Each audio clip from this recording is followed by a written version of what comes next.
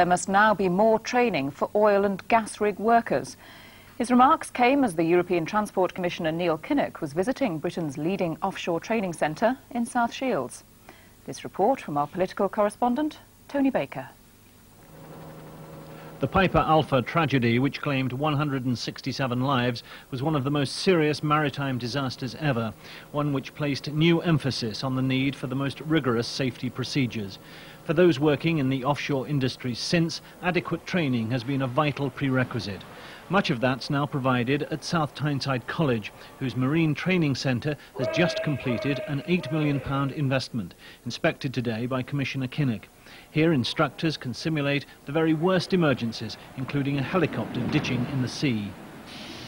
Development of the centre reflects the growing importance of the North East in the offshore industry.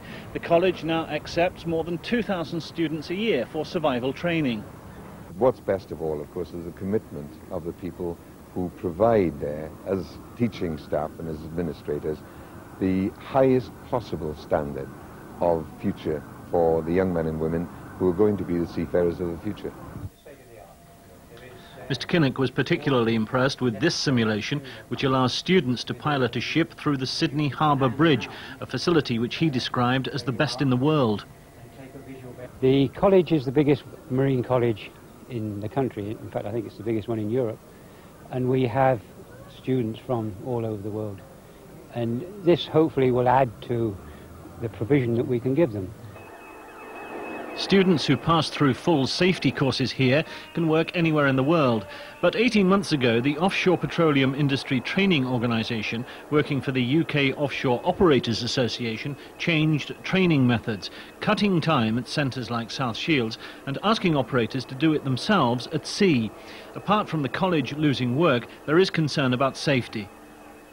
My concern now, of course, is that the operators seem to have shortened the course at their request.